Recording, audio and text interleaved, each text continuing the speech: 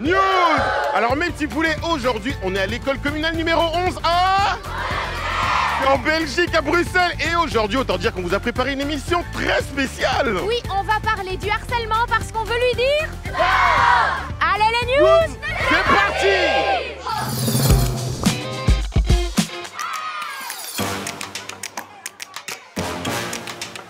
On revient pour une deuxième édition de Hope, l'action de la RTBF. Comme l'année dernière, elle aura lieu du 4 au 15 novembre. Hope, c'est une campagne de lutte contre le harcèlement et le cyberharcèlement à l'école. Nous, tout ce qu'on veut, c'est que chaque élève puisse s'exprimer et se sentir en sécurité dans son école. Et si vous vous demandez que veut dire ces 4 lettres H-O-P-E, ben Hope, c'est de l'anglais. Ça veut dire espoir. Et c'est le message que fait passer chacune de ces 4 lettres. Harcèlement, on s'y oppose. Et on en parle ensemble. Tu es la directrice de l'école, tu es très engagée contre le harcèlement et c'est toi qui avais envie d'inscrire l'école à Hope. Pourquoi c'était important pour toi de participer ? Parce qu'en fait, ça fait quelques années qu'au niveau de l'école, on réfléchit à toute une série d'actions pour que les enfants puissent bien se sentir au sein de l'école. On sait qu'il y a des petites situations d'harcèlement, des conflits, etc. Et donc, on voulait vraiment s'investir dans ce domaine-là. Et s'inscrire à Hope était aussi une manière de poursuivre notre travail et montrer un petit peu nos actions. Dans une dynamique de harcèlement, il y a 3 rôles. Les auteurs, ceux qui harcèlent, les cibles, ceux qui sont victimes du harcèlement et les témoins. Et vous allez voir que leur rôle est super important. Je vous explique. L'auteur, c'est la personne qui harcèle. C'est celui ou celle qui embête, insulte, pousse, frappe, répand des rumeurs et tout ça de manière répétée. C'est très violent. L'auteur est en position de force et pas forcément parce qu'il est plus musclé, mais il se sent fort. Parce qu'il est populaire ou parce qu'il a beaucoup d'amis, donc il se croit intouchable. La cible, c'est la personne qui subit le harcèlement. Il n'y a aucun critère pour devenir la cible de harcèlement. N'importe qui peut être visé parce que tout peut servir de prétexte et rien n'est justifié. Ça n'a rien à voir avec qui on est. On sera toujours trop ceci, trop cela, trop différent en fait. Alors que la différence, c'est super. En grandissant, nos mini-différences font souvent nos forces. Les témoins, eux, peuvent tout changer. Ce sont les personnes qui assistent au harcèlement. Leur rôle est super important. Imaginez, vous êtes dans la cour de récré et un élève se fait insulter, les autres regardent sans rien dire, pire, ils rigolent. Ça peut donner à l'auteur l'impression que ce qu'il fait est accepté, voire encouragé. Mais les témoins ont un grand pouvoir. Un grand pouvoir implique de grandes responsabilités. S'ils décident de ne pas rire ou d'intervenir en défendant la cible ou en allant voir un adulte, ils peuvent arrêter le harcèlement. C'est vrai que ça peut faire peur d'intervenir. Par exemple, parce qu'on a peur d'être la cible du harcèlement à notre tour. Mais il suffit parfois d'une personne pour que l'auteur se sente moins fort et que la cible se sente soutenue. Si vous êtes témoin, élève, professeur ou parent, ne sous-estimez jamais votre super pouvoir d'agir. Alors toi, mon petit poulet, t'as déjà été témoin de harcèlement? Oui. Tu peux me raconter ça? C'est passé comment? C'était mon ancienne meilleure amie car elle a changé d'école. Okay. Et souvent, il y avait des garçons qui la tapaient ou l'insultaient. Et c'était des jours au jour. Et un jour, j'ai raconté à une madame.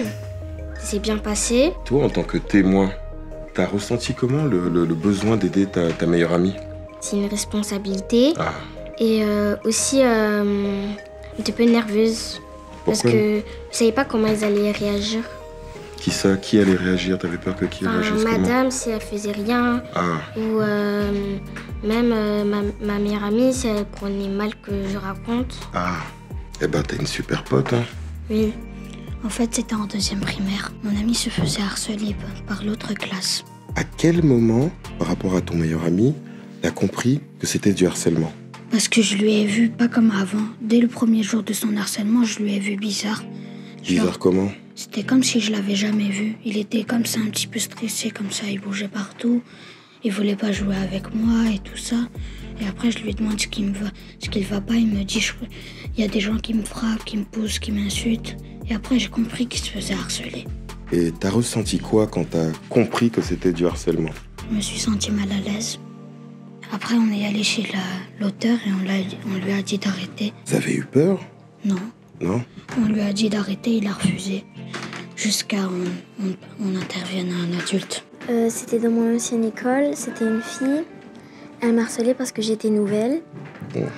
Et les témoins rigolaient. Ils ont rien fait. Mais pourquoi tu n'en as pas parlé à tes parents directement? Parce que j'avais pas confiance en moi et je me disais qu'ils allaient pas me croire. Mais pourquoi tes parents, ils n'avaient pas te croire? Ben, je sais pas. Il a fallu qu'il y ait une personne dans le public qui t'a pris par la main et qui en a parlé aux adultes. Oui. Et après ça, qu'est-ce qui s'est passé?